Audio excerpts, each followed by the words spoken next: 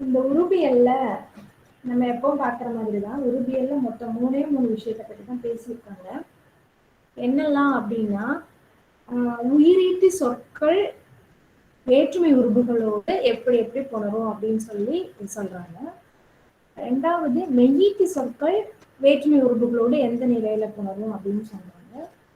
3வது முற்றுகர குற்றுகர ஈட்டு சொற்கள் வேற்றுமை உருபுகளோடு எப்படி புணரும் அப்படின்னு 3 விஷயத்துல தான் அவங்க என்ன செஞ்சிருக்காங்கன்னா சொல்லியிருக்காங்க. இப்போ நாம இன்னைக்கு முடிஞ்ச அளவுக்கு பார்ப்போம். 3 இதையும் நான் கொண்டு வந்திருக்கேன். சரியா? அப்போ உருபியல்ல மொத்தம் 3 விஷயங்கள் பேசியிருக்கிறாங்க.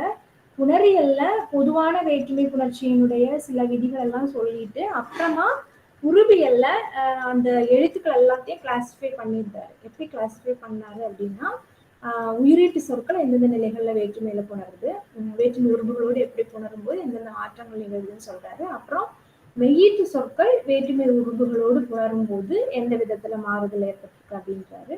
அப்புறம் குற்றுகர முற்றுகர ஈட்டு சொற்கள் எப்படி வேற்றுமை உருபுகளோடு புணருது அப்படின்னு 3 நிலைகள்ல பார்த்திருக்காங்க. இப்போ நம்ம அடுத்த ஸ்லைட்ல என்ன பார்க்க போறோம்னா, புணரியலில் சொல்லக்கூடிய அந்த பொது விதி என்ன அப்படின்னு பார்ப்போம். நம்ம நேரமாவே பார்த்தோம் வேற்றுமை புணர்ச்சின்னா என்ன அப்படின்னு. வேற்றுமை உருபுகள் மறைந்தும் மறையாமலும் என்ன செய்யறது சொற்களுடன் புணரக்கூடியதுதான் வேற்றுமை புணர்ச்சி அப்படின்னு போன கிளாஸ்ல நம்ம பார்த்துருந்தோம். அப்ப வேற்றுமை உருபுகள் என்ன அப்படின்னு அவர் அந்த புணரியல்ல சொல்றாரு.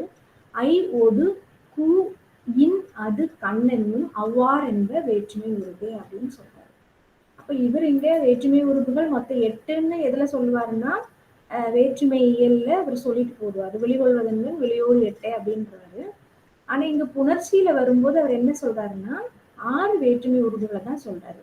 ஏன் 6 எண்ணத்தை சொல்றாரு அப்படின்னா அதுக்கு போன இதுல நம்ம பார்த்தோம். எதெல்லாத்தையும் அவங்க 2ஐயும் அல்வழி புணர்ச்சியில ஏத்துக்கிறாங்கன்னா, முதல் வேற்றுமையும் வெளி வேற்றுமையும் எதுல ஏத்துக்கிறாங்க, அல்வழி புணர்ச்சியில ஏத்துக்கிறாங்க. அதனாலதான் இங்க என்ன சொல்றாரு, வேற்றுமை உருவு மொத்தம் 6 அப்படின்னு சொல்றாரு. ஐயொடுக்கு இன்னது கண்ணனும் அவ்வாறென்ற வேற்றுமை உருவு அப்படின்றாரு. அதுல வேற்றுமை அல்லாத புணர்ச்சிகள் எல்லாத்தையும் என்ன சொல்றாரு, அல்வழி புணர்ச்சி அப்படின்னு நம்ம போன கிளாஸ்ல பார்த்தோம். இதுக்கு கை களிறு அப்படின்னு எடுக்கும்போது அது வேற்றுமை புணர்ச்சி. ஏன்னா இங்க வேற்றுமை உருவு என்ன செஞ்சிருக்குன்னா மறைஞ்சு வந்திருக்கு. அடுத்ததுல சுரையாழ அப்படிங்கிற இதுல அல்வழி புணர்ச்சி வந்திருக்கு.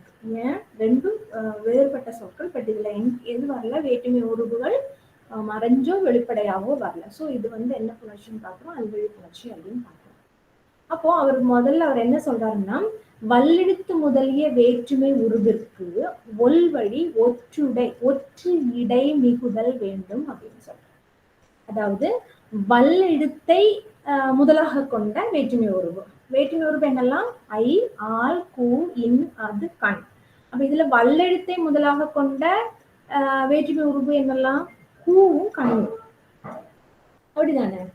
அப்ப இந்த வேற்றுமை உருவுக்கு அதான் சொல்றாரு வல்லெழுத்து முதலே வேற்றுமை உருவிற்கு அப்படின்றாரு. அப்ப பூவும் கண்ணும் எப்படி வருமாமா, புணரும் போது அதுக்கு இடையில என்ன வரணும் அப்படின்னு சொல்றாரு, ஒற்று மிகுதல் வேண்டும் அப்படின்னு சொல்றாரு. அப்போ பூ கண் என்னும் வேற்றுமை உருவுகளை வறுமொழியாக கொண்டு அந்த புணரும் போது அங்க என்ன புணரணும் அப்படின்றாரு, வல்லெழுத்தோ அல்லது மெல்லெழுத்துக்களோ எதுனாலும் சரி அங்க என்ன செய்யணும், இடையில ஒரு ஒற்று மிகுந்து வரும் அப்படின்னு ஒரு விஷயத்த சொல்ல. இதுதான் அவர் வேற்றுமைக்கு பொதுவாக சொல்லக்கூடிய விதி. அப்ப சில இடங்கள்ல பொருந்தாத இடங்களும் இருக்கு அப்படின்னு சொல்றாங்க. இப்ப ஊர் பிளஸ் கூ அப்படின்னு வரும்போது அங்க என்ன செய்யுது, இவருடைய தொல்காப்பியருடைய விதிப்படி அங்க ஒரு ஒற்று இடைமிகுதல் வேண்டுங்கிற இதுபடி ஊர்க்கு அப்படின்னு வருது.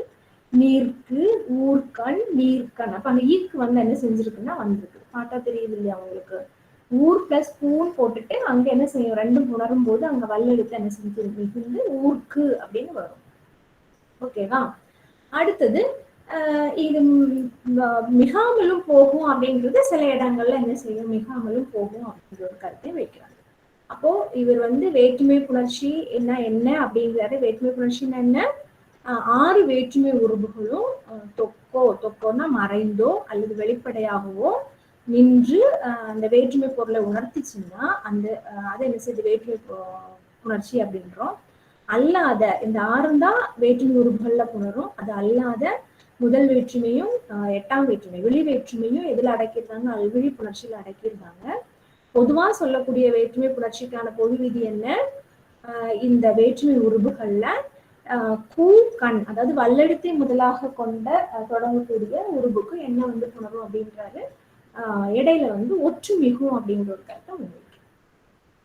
சரியா? இனி இதுல வந்து ஆரன் உருபிற்கு அகர கிளவி ஈரா அகரமுனை கெடுதல் வேண்டும் அப்படின்னு சொல்றாரு. அதாவது 6வது உருபாக இருக்கக்கூடியது என்ன உருபு? அது அப்படின்னு சொல்லக்கூடிய உருபு. அதுக்கு என்ன செய்யணுமாமா? ஆரன் உருபின் அகர கிளவி ஈரா அகரமுனை கெடுதல் வேண்டும் அப்படின்னு சொல்றாரு. அதாவது அகரத்தை தொடக்கமாக நிற்கக்கூடிய இடங்கள்ல இந்த அது வேற்றுமை உருபினுடைய அகரம் கெடும் அப்படின்னு சொல்றாங்க. இப்போ நாம் பிளஸ் அது அப்படிங்கிறது இங்க நெடுமுதல் குறுகும் அப்படின்னு ஒரு இதுபடி நம்ம நிக்குது. அது மகரத்துல ஒற்று கெட்டு நம அப்படி நிக்குது. அப்படி ஆகும்போது இந்த 6ஆம் வேற்றுமை உருவுக்கு பக்கத்துல இருக்கக்கூடிய வந்து என்ன செய்யுமாமா? கெட்டு என்னதாக முடியுமாமா? நமது அப்படின்னு என்ன செய்யணும்? முடியும் அப்படின்னு சொல்றாங்க. வேற்றுமை வழிய பெயர் புணர்நிலையே அப்படிங்கிற அந்த நூற்பாவை நம்ம எடுத்துக்கலாம் இதுக்கு. சரியா? வேற்றுமை வழிய பெயர் புணர்நிலையேங்கிறதுல பெயர்கள் புணரும் போது அந்த இடத்துல வேற்றுமைகள் புணர்றதுக்கு வாய்ப்பு இருக்குது. ஸோ இங்க இந்த வேற்றுமை புணர்ச்சிக்கு அவர் சொல்லக்கூடிய பொது விதிகள்ல ஒண்ணு பல்லெழுத்தை முதலாக கொண்ட வேற்றுமை உருபுகள் புணரும் போது அங்க என்ன வந்து மிகுமாமாம்? ஒற்று மிகும். அப்புறம் அகரத்தோட அது அப்படின்னு சொல்லக்கூடிய 6ஆம் வேற்றுமை உருவினுடைய வந்து என்ன செய்யுமாமும்? கெட்டு முடியும் அப்படிங்கிற ஒரு விஷயத்த சொல்றாரு. அப்புறம் சொல்றாரு, உயர்திணை பெயரே அகர்திணை பெயர் என்று 2 என்ப பெயர் நிலை சுட்டே. இந்த பெயர்கள் புணரும் போது 2 வகையான பெயர்கள் புணரலாம். ஒண்ணு என்னன்னா உயர்திணை பெயரும், இனி ஒண்ணு என்னது? அகர்திணை பெயர் அப்படின்னு சொல்றாரு. அதாவது வேற்றுமை உருவுகள் புணரும் போது 2 வகையான பெயர்கள் வந்து சேரலாம். ஒன்று என்ன பெயரு? உயர்திணை பெயரா இருக்கலாம், அல்லது என்னவா இருக்கலாம்? அகர்திணை பெயர்களாக அமையலாம் அப்படின்னு சொல்றாங்க. இப்போ இங்க பெயர் சொற்களுக்கு பின்னர் வந்து புணரும் வினை சொற்கள் வேற்றுமை உருவுகளை ஏற்காது அப்படிங்கிற ஒரு கருத்தை இங்க என்ன செய்யறாங்கன்னா உரையாசிரியர்கள் சொல்றாங்க. அதாவது வேற்றுமை உருவுகள் எதுக்கு மட்டும்தான் ஏறி வரும்? எது கூட மட்டும்தான் வரும்? பெயர் சொற்கள் கூட மட்டும்தான் வரும்.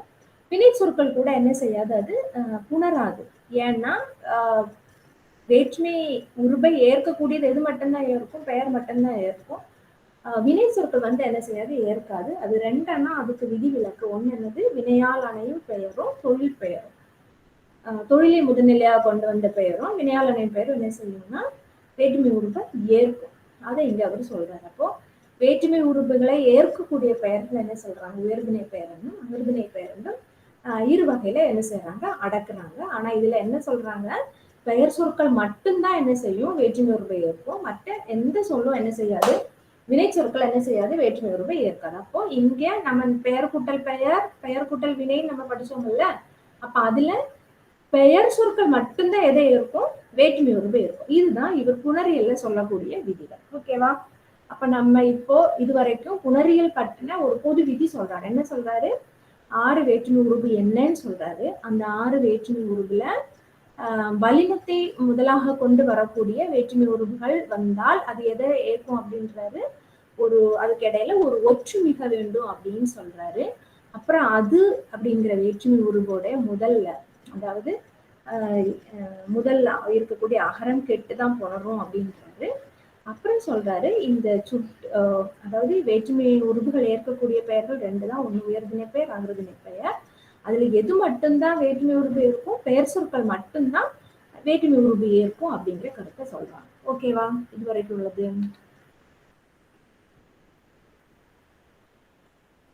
அடுத்த ஸ்லைட் போலாமா? Okay sir. சரி, இப்போ நம்ம உருவியலுக்கு வந்துட்டோம். உருவியல்ல என்ன சொல்றாங்கன்னா, முதல்ல உயிரீட்டு சொற்கள் எப்படி வேற்றுமை உருவை ஏற்று வரும், அப்படி அது வேற்றுமை உருவை ஏற்கும் போது என்னென்ன மாற்றங்கள் நிகழும் அப்படின்னு இதுல சொல்றாரு. அப்ப இங்கே ஒரு பொது விதி, சிறப்பு விதி அப்படிங்கிறது தான். அந்த பொது விதி என்ன அப்படின்னா, நம்ம நேரமா படிச்சிருக்கோம். உயிரெழுத்துக்கள் எத்தனை? மொத்தம் 12 உயிரும் என்ன செய்யும், மொழிக்கு முதலாக வரும். 12 உயிரும் மொழிக்கு இறுதியிலே வரும் அப்படிங்கிறத பார்த்தோம். அப்ப இங்க என்ன சொல்றாருன்னா, அ ஆ உ உ ஏ ஔ என்னும் அப்பால் ஆரன் நிலைமொழி முன்னர் வேற்றுமை உருவிற்கு இன்னே சாரியே அப்படின்னு சொல்றாரு. இப்ப இங்க ஒரு 6 எதை எடுக்கிறார், 6 ஈர்கள் எடுக்கிறார். என்னெல்லாம் அது, அ ஆ ஈய விட்டுறாரு, அப்புறம் உ உ ஏ ஔ அப்படின்னு சொல்லக்கூடிய இந்த 6 உயிரீட்டு சொற்களும் எது கூட புணரும் போது, வேற்றுமை உருவு கூட சேர்ந்து புணரும் போது அங்க என்ன வந்து சேரும்ன்றாரு, இன் அப்படிங்கிற சாரியை பெற்று வரும் அப்படின்றாரு. அப்போ இங்க விழா விளம் தான் வரும், மகரம் அங்க கேட்டுட்டு விழா நிக்குது. விழ பிளஸ் ஐ எடுக்கும் போது அங்க என்ன வருது, இன் சாரியை வந்து வகர உடம்படுமையும் வந்து விளவினை, அப்புறம் விளவினோடு விளவிற்கு அப்படின்னு வருது. சரியா? அடுத்தது பலா, பலா கூட்டல் ஐன்னு வரும்போது அங்க என்ன வருது, பலாவினை, பலாவினோடு பலாவிற்கு, அப்படி அங்க என்ன வருது, இன் சாரியே வருது. ஆகார ஈட்டு சொற்கள் பலா அப்படின்னு வரும்போது. அடுத்தது பாருங்க, கடு, கடு கூட்டல் ஐ தான் கடுவினை, கடுவினோடு கடுவிற்கு அப்படின்னு சரி இன் சாரியை பெற்று வரும். இதுதான். அப்போ மொத்தம் 12 உயிர் எழுத்துக்கள்ல 6 எழுத்துக்கள் என்ன செய்யுன்றாரு, இன் சாரியை பெற்று. அது என்னெல்லாம் எழுத்துக்கள், அ ஆ உ உ ஏ ஔ அப்படின்னு சொல்லக்கூடிய அந்த 6 உயிரீட்டு சொற்களும் என்ன சாரியை பெற்று வருமாமா, இன் சாரியை பெற்று வரும். இது ஒரு பொது விதி. சரியா? இனி ஒரு சிறப்பு விதியை 1 2 சொல்லிட்டு போறாரு. என்ன அப்படின்னா, நேரமா சொன்னாரே, அ ஆ உ உ ஏ ஐ ஔவா, ஏ ஔ அப்படின்னு சொன்னதுல இவர் என்ன சொல்றாரு, அகர ஈட்டு புணர்ச்சிக்கு ஒரு சிறப்பு விதி சொல்றாரு. அந்த அகர ஈட்டு புணர்ச்சி என்ன வருமாமா, வட்டு சாரியை பெற்று வரும். அந்த இன் சாரியை கூட என்ன சாரியும் பெற்று வருமாமா, வட்டு சாரியை பெற்று வரும்.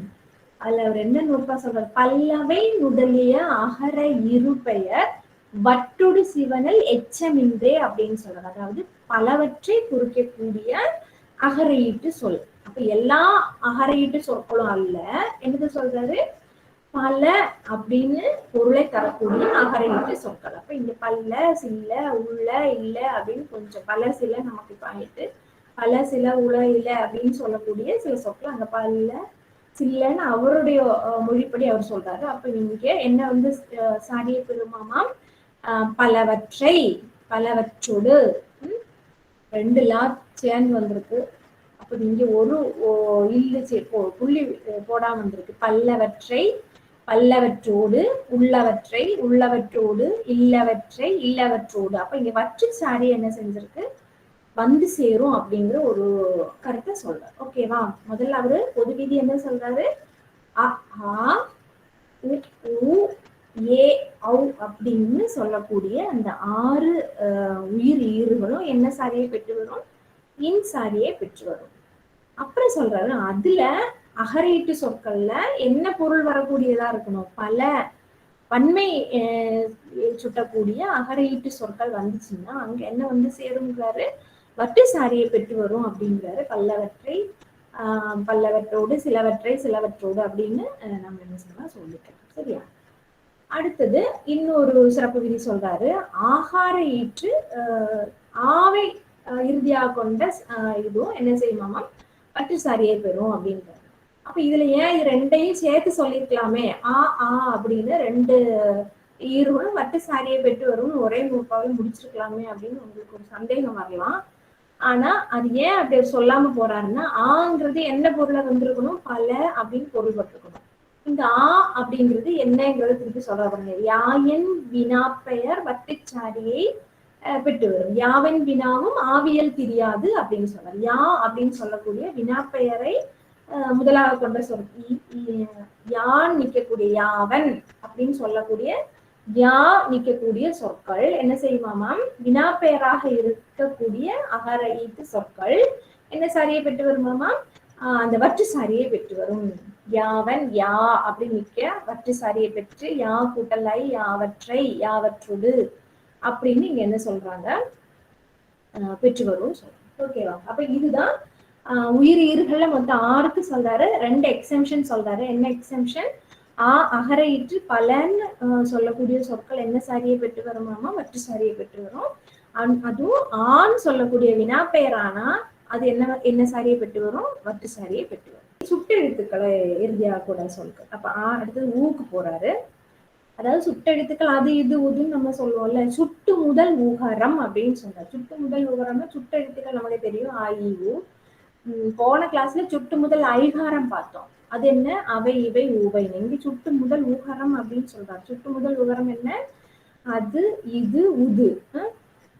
சுட்டு முதல் உகரம் அன்னொடு சிவனி ஒட்டிய மெய்மொழி மொழிக்கு உகரம் கெடுமே அப்படின்னு சொல்றாரு. அதாவது சுட்டு முதலாக வரக்கூடிய அது இது உது அப்படிங்கிற சாரியை சாரியை பெற்று வரும்.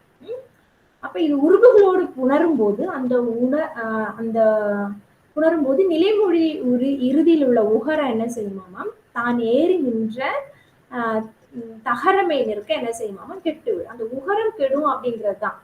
அது கூட்டல் ஐ அப்படிங்கும் போது அங்க என்ன நிகழுது? அத்து கூட்டல் கூட்டல் அந்த உகரம் கெட்டு என்ன நிக்குது? அத்து நிக்குது. அப்ப என்ன வந்துரு? அதனை இதனை உதனை அப்படின்னு ஆகுன்றாரு. அப்ப இங்க என்ன சொல்றாரு? சுட்டு முதல் உகரம் அன்னொடு சிவனி அண்ணுங்கிற சாரியை பெற்று அங்க என்ன மாற்றம் நிகழ்த்து? அந்த அதுன்னு நிக்கக்கூடிய அந்த உகரம் இருக்குது இல்லையா? அந்த உகரம் என்ன செய்யுது? கெட்டுட்டு சுட்டெழுத்து மட்டும்தான் நிற்கும். சாரி, அத்துன்னு நிக்குது. அப்புறம் அந்த உகரம் கெட்டு என்ன செய்யுது? சாரியை பெற்று அதனை இதனை உதனை அப்படின்னு எடுக்கணும் அப்படிங்கிறார். சுட்டு முதல் எழுத்துக்களுக்கு என்ன புணர்ச்சி சொல்றாரு அவரு? அது இது உது நிற்கும் போது அது கூட்டல் ஐ அப்படின்னு நாம எடுத்தோம்னா அங்க என்ன வந்து சேரும்? சாரியை முதல்ல வரும். சாரியை பெற்றோம். அப்புறம் என்ன செய்யும்? இந்த அதுக்கு மேல இருக்கக்கூடிய உகரம் மட்டும் இத்த விட்டுட்டு உகரம் மட்டும் என்ன செய்யுமாமா? கெடும். இப்ப 2 விதி இங்க சொல்றாரு. ஒண்ணு என்ன சொல்றாரு? சுட்டு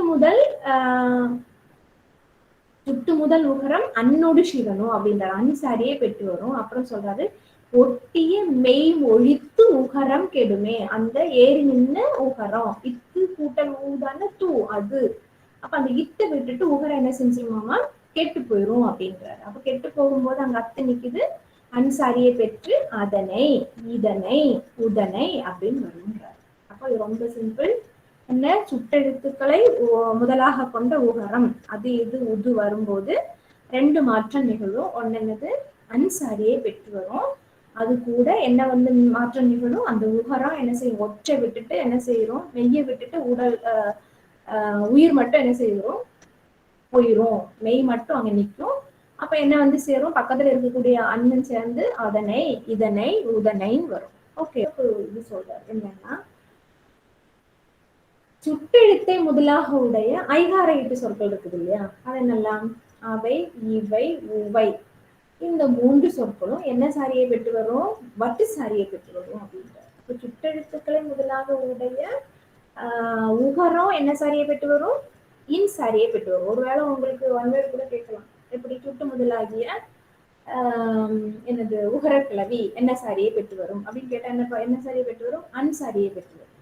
சுட்டு முதலாகிய ஐகார கிளவி என்ன சாரியை பெற்று வரும்? வட்டு சாரியை பெற்று வரும். எப்படி? அவற்றை இவற்றை நம்ம படிக்கிறோம் இல்லையா? அது அடுத்து சொல்றாரு. அவ்வாறு இது புணரும் போது இறுதியில் நின்ற ஐகாரம் நிற்றலும் உரித்து நில்லாமையும் உரித்து அப்படின்றாரு. நிற்கவும் செய்யலாம், நிக்காம போகவும் செய்யலாம் அப்படின்றாரு. ஏன் அப்படி சொல்றாரு அப்படின்னா புணரியல்ல வகான் மெய்கட சுட்டு முதல் ஐமுன் அக்கான் நிற்றல் ஆகிய பண்பே அப்படின்னு நம்ம புணரியல்ல பார்த்தோம். என்ன செய்யுமாமா? ஐகாரம் விட்டுட்டு என்ன செய்யும்? அது நின்று எப்படி? அவை கூட்டல் வற்று கூட்டல் ஐ அப்படி ஆகும்போது என்ன செய்யுது? அவற்றை நம்ம படிச்சோம் இல்ல? அப்ப அந்த வகரம் என்ன செய்யுமாமா? இதை விட்டுட்டு கெடும் அப்படிங்கிற அந்த நூற்பாவுக்கு ஏற்ப இது என்ன செய்யலாம்? வகான் மெய்கட சுட்டு முதல் ஐமுன் அகான் நிற்றல் அப்படின்னு ஒரு நூற்பாவின்படி அது கெட்டும் முடியலாம் அப்படின்னு சொல்றாங்க. சரியா? அவையற்றை அப்படின்னு எடுக்கணும் அப்படின்னு. ஒரு நேரங்கள்ல என்ன செய்யலாம்? கெட்டு போகலாம், சில நேரங்கள்ல கெடாமலும் இருக்கலாம் அப்படிங்கிற இதுபடிதான் இவங்க எடுக்கிறாங்க. அப்போ அவையற்றைங்கிறது அவங்க யாங்கிற எது தோன்றுது? உடம்பெடுமை தோன்றி அவையற்றை வற்றுங்கிறதோட வா வந்து கெட்டு போயிரும்னு இதுக்கு முன்னால் நம்ம புணரியல்ல படிச்சோம். அப்ப அற்று சாரியை தான் நன்னூலார் சொன்னாருங்கிறத பார்த்து ஞாபகம் வருது அவங்களுக்கு. வா கெட்டு அச்சு நின்று புணரும் அப்படின்னு சில நேரங்கள்ல நிலைமொழியில வந்து என்ன செய்யலாம், கடவுள் செய்யலாம் கெடாமல் இருக்கலாம் அப்படிங்கிற ஒரு கருத்தை முன்வைக்கிறார். அப்போ இங்க என்னன்னா சுட்டு முதலாகிய ஐகார கிளவி புணரும் போது, அப்ப அவை இவை உவை புணரும் போது அங்க என்ன சாரியை பெற்று வரும், அட்டு சாரியை பெற்று வரும். சுட்டு முதலாகிய உகர கிளவி புணரும் போது என்ன சாரியை பெற்று வரும், இன் சாரியை பெற்று வரும். இது புரிஞ்சு வச்சு. நீ அப்படின்னு ஈட்டு சொற்களா, அது என்ன பண்ணும், நீயின் ஒரு பெயர் நெடுமுதல் குருவும் ஆவையின் நகர ஒற்றாகுமே அப்படின்னு சொல்றாரு. நகர ஒற்று, நகர ஒற்று தோன்றும் அப்படிங்கிறாரு. நீ அப்படின்னு நிற்கக்கூடிய சொல்லுடைய நெடுமுதல் குருவும் அப்படிங்கிறாரு. இப்ப நீதான் என்னாக மாறுது, நகர ஒற்று பெற்று நின்னு வந்து ஐகாரத்தோடு சேர்ந்து என்ன வருதாங்க, நின்னை அப்படின்னு வருது. ஓகேவா? நீ அப்படிங்கிற சொல் ஐகாரம் பெற்று வரும்போது என்ன நிகழும், அதோட நெடுமுதல் குறுக்கும். அப்ப நீ நிற்கும். நீ அப்படிங்கிறது நீ அப்படின்னு குறியா நிக்குது. அப்ப என்ன வருது, அதுக்கு அது சொல்ற ஆவையின் அந்த பக்கமா அது கெட்டு நிற்கும் போது அங்க என்ன வருமாமா, நகர ஒட்டு தோன்றும் அப்படிங்கிறார். அப்படிதான் இங்க நின்னு நிக்குது. நின் கூட்டல் ஐ தான் என்ன ஆகுது, நின்னை வருது. அப்போ நீ அப்படின்னு ஈகார ஈட்டு சொற்கள் உணரும் போது அங்க என்ன வந்து சேருமாமா, நெடுமுதல் என்ன செய்யும், முதல்ல குறுகும். அப்புறம் அங்க என்ன வந்து சேரும், அந்த இடத்துல ஒரு நகர ஒட்டு சேர்ந்து என்ன செய்யும், நின்னை அப்படின்னு உணருங்கிறார். ஓகேவா? இது ஈகார ஈட்டு சொல் ஈகரமாக குறுகி அப்புறமா வந்து நிகழக்கூடிய மாற்றத்தை பற்றி சொல்றேன். ஓகே, அடுத்தது ஓகார இறுதிக்கு ஒன்னே சாரியை. ஓ அப்படின்னு ஒரு சொல் வந்து நின்னுதுன்னா அதுக்கு என்ன சாரியை வந்து சேரணுமா, ஓன் அப்படின்னு ஒரு சாரியை வந்து பெறும் அப்படின்னு. ஓகார ஈட்டு சொற்களுக்கு ஒன் அப்படிங்கிற சாரியை வந்து என்ன செய்யணுமா வரும் அப்படிங்கிறது. கோ பிளஸ் ஐ, இந்த ஒன் சாரியை வந்து வராது, கோயும் ஐயும் தான் நிற்கும். எப்படி வந்து சேரும், கோனை அப்படின்னு எடுக்கணும் அப்படிங்கிறார். ஓகேவா?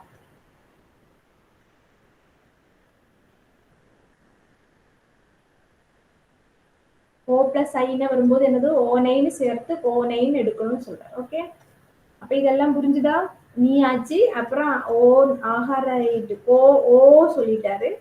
அடுத்தது வில பலா முதலிய அகர ஆகார ஈற்று மரப்பெயர்கள். இங்க வந்து மரப்பெயர்கள், அதாவது உயிர் ஈற்று மரப்பெயர்கள் என்னதை பெறும்போது